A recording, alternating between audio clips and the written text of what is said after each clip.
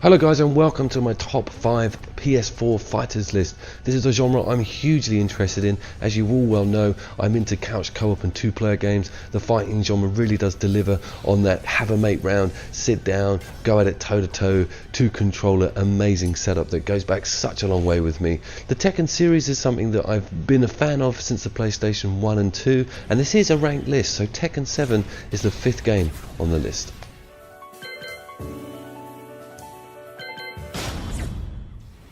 Let's talk about one player story first. I'll be going into that first of all with all these games, and as usual Tekken is as weird as ever. It features that father-son rivalry. It's quite cool. It doesn't just offer one-on-one battles, there's also some bots involved and AI, etc.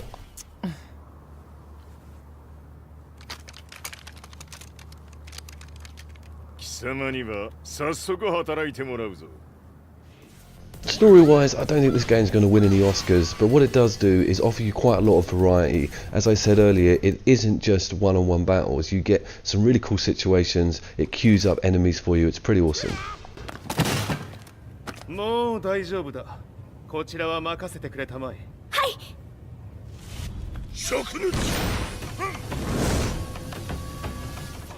Let's get into the meat and potatoes of this game and the fighting mechanics themselves. Tekken, as you probably know, does exist on a 3D playing field, so it's not a 2D fighter as such. You can actually rotate around each other. This isn't done in as much scope as a games like Soul Calibur, but what it does do is add a certain different angle to the fighting aspect of the game.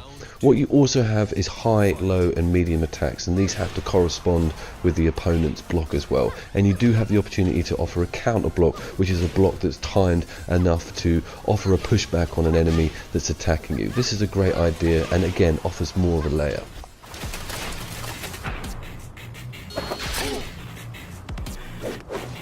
Round 1. Fight.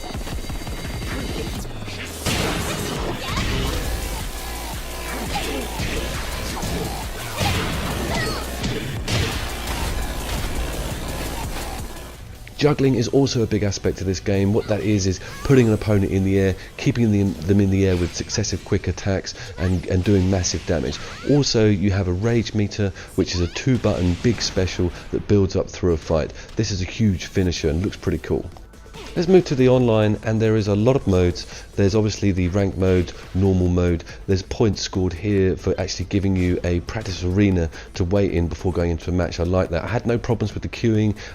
Everything was pretty smooth up to a certain few points. It doesn't give you a frame delay number, which some games actually do, but it does allow you to practice with an opponent that may have a worse internet connection. There are variables to tweak before going into a match, i.e. you can say I only want a certain individual with a good connection, but that may alter your search terminology and may have you waiting for a while. I am quite impressed with the online version of this game. It's not too inaccessible. Some of the games on this list are just a nightmare online. This was actually quite good fun. I won my first game online, can you believe? Another one of Tekken 7's plus points is its insane amount of customization on each character. It's really cool. It's got a photo booth, you've got loads of save opportunities. It's just mental. It's crazy what you can dress up as. There's all kinds of strange characters like a bear, etc. Funnily enough, there's also a VR mode on this. I wouldn't call it a system seller at this stage.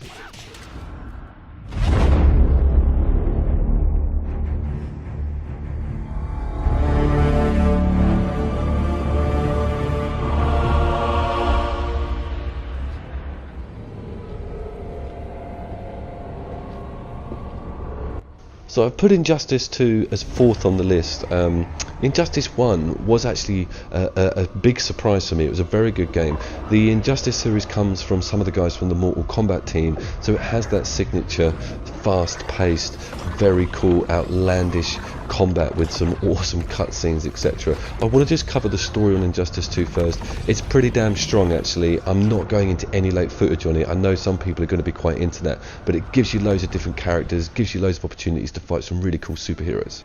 The character roster is strong, there's unlockable characters as you get through the game, and it's nice to see some old faces back and some new additions as well. There hasn't been a lot of major changes to some of my favourites, which is really welcome. I don't like it when fighters do that. I also want to cover the training mode. It's got quite an in-depth training mode, a little bit similar to Street Fighter, with you have your moves queued up on the side there, but it's big, it's extensive, you can really work out how to play the game, get your head around some of the moves, etc. It doesn't matter what I feel for you. That's all that matters, Bruce. I can't let you stop me. Let's talk about the combat in this game, and it's obviously a 2D fighter in the vein of a Mortal Kombat game, but there are some slight differences. One of them is that there's a big emphasis on range, and there's also quite a large emphasis on verticality, i.e. fighting in the air, taking your battle above, and getting involved in also the environments as well. I do like the idea of the big broad scope on the different character choices and types and their play styles. There's a large pool of opportunity for different fighting styles with this game, depending on who you choose or pick, etc. Don't waste my time. Also, one of its big selling points is its hilariously outlandish specials that are all individual to each character and superhero, and they just go mental with these. They haven't held back with this one. They're even more outrageous than the previous game, and I love instigating them or finding out the new ones for the different characters that you open and unlock. Now let's talk about the online. Very smooth for me.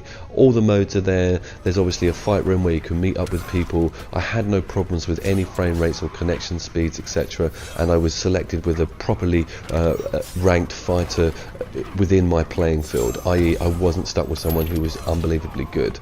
You've also got Sub-Zero in here. He's been recently added. It's really cool to see him get involved in this game, and I am really impressed with the online version. Again, nice and accessible, not too die hard at this stage. One of the pleasant surprises is also something called the multiverse, which is a bit like Trials. It will queue up fights with enemies that are 4 or 5 rounds long, i.e. you have a number of different enemies to fight in a row. It's pretty awesome.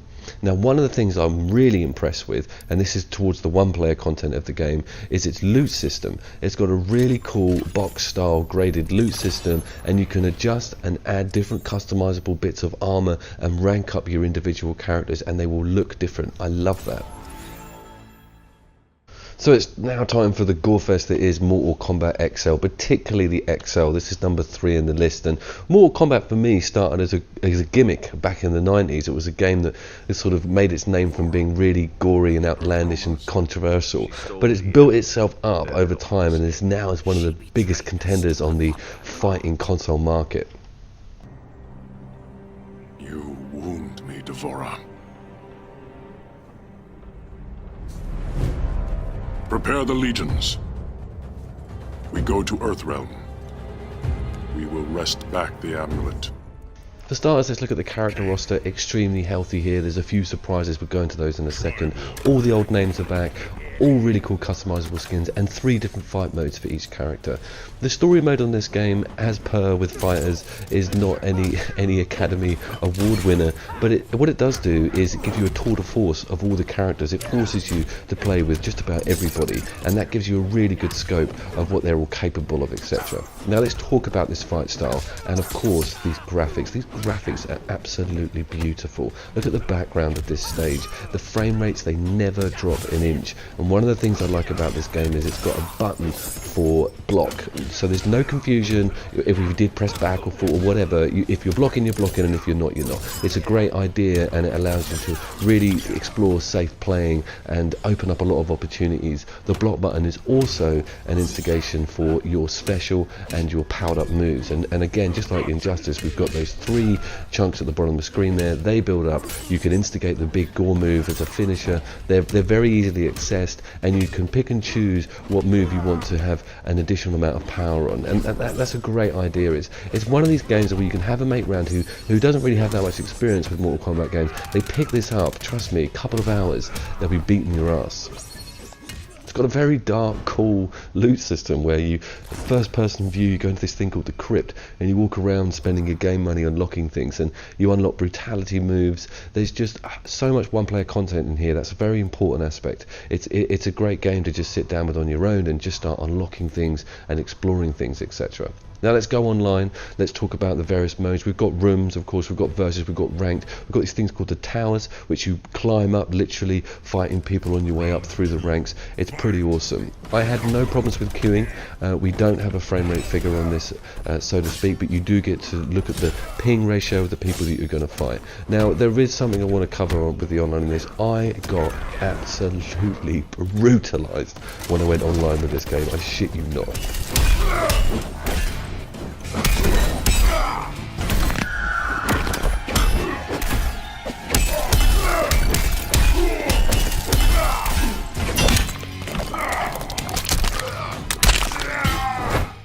Going back to the characters, and where else can you fight with Leatherface and Jason Voorhees in a dark wood, throwing chainsaws and machetes at each other, using your specials, all the nods to the film in here. It's absolutely amazing how these characters have been added, and of course the icing on the cake, Aliens versus Predator, all set in a really cool jungle. Again, different variables on their specials. You've got the egg, the face huggers, you can go invisible, finishers. It's absolutely amazing. This game has got great content, great gameplay, and a great online.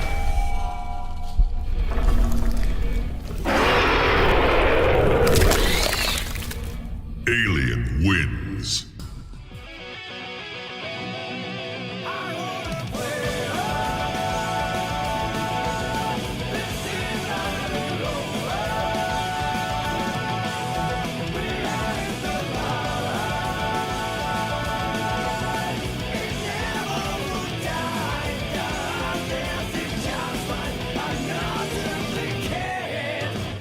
So number 4 on the list is the new Guilty Gear, the R2 version. If you're not aware of this gaming franchise, have a little look at this clip.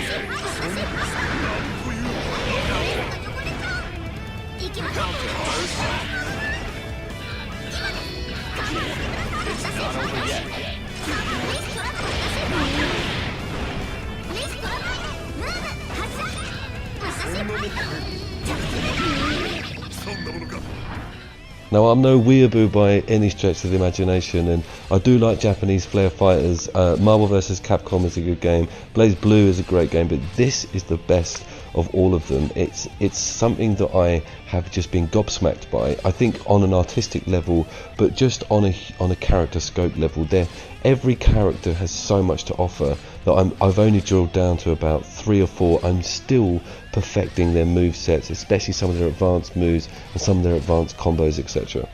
I think there's a certain amount of inaccessibility attached to these games. A lot of people feel that they are never going to get their heads around the move sets and how complicated everything is, but Guilty Gear's got a really cool entry level set of moves and a very intuitive tutorial. As you can see, it shows you the actual move on the stick and allows you loads of time and builds your confidence up, and you learn the basics, you sort of blend them into the slightly medium advanced moves, and before you know it, you've got all these options in your brain when you're actually in a fight. And fighting itself is awesome. It's on a ground level and a verticality level. There's so much going on with this game. Let's rock.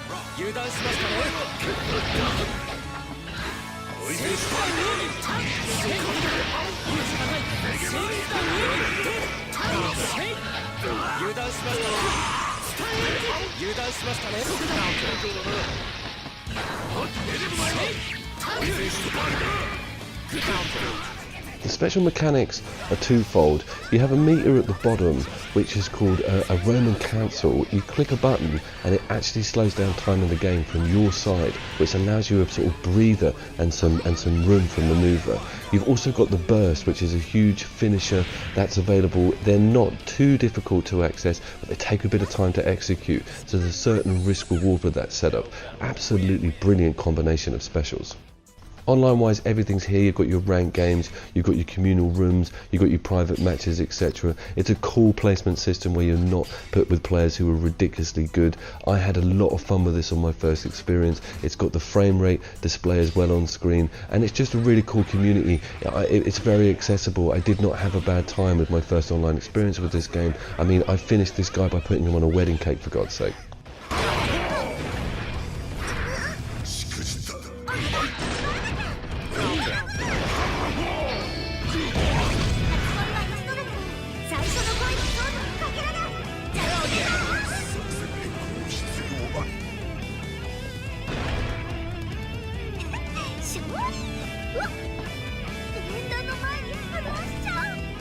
So just closing comments of why this is number 2 on the list.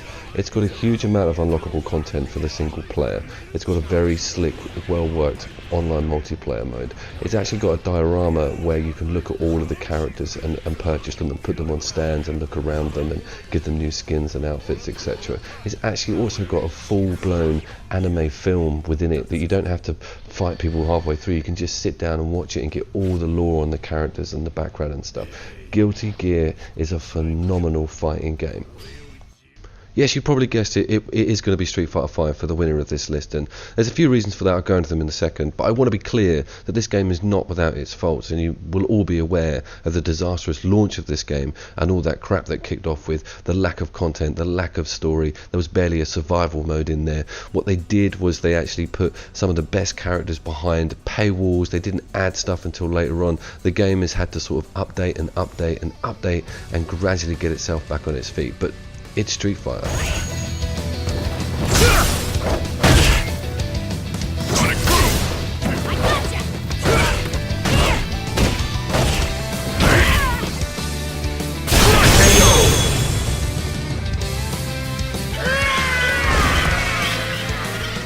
One of my other big grumbles is they got rid of Blanca. I mained as Blanca for like 5 to 10 years. He's just vanished and been replaced by some characters I have no emotional ties to. But let's get on to why it's number 1 on the list. What this game has got is all those cool elements that the previous 4 games excelled in, and they've pushed them all into a single game. And what I mean by that is the multi-tiered blocking system, the meters, the big specials, the fact that all your characters both have projectiles and air-based combat. There's a huge amount of variety with everybody. They're iconic. Ken and Ryu are iconic characters. I personally don't play as them. I play as Vega, and again, another grumble, they changed his moveset up for this game as well. 4, for me, technically, if I had to choose between the two, is kind of my favourite game, but we've got it on the PlayStation 4 and it looks phenomenal. Another phenomenal area is the online mode and the online ranking system and the bronze, silver, gold league system. This works really well, and I've had very, very little lag at all or any delays with any opponents. And there's a bit of a story here. I actually went down and sat with the multiplayer, hadn't done for a long time, but needed some footage for this video, but I had pleasant memories of it. And I got into a match with a Ken player. I don't know where he was. It's also cross-platform as well, the online, which is pretty cool. But we went toe-to-toe for a while. He won a lot, and he kept repeating the game with me. You have an option to play again, and not a lot of the previous games had that.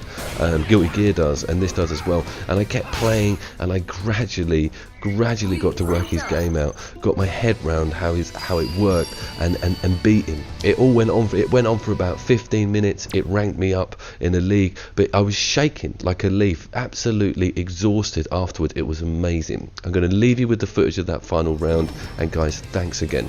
I'll see you down there.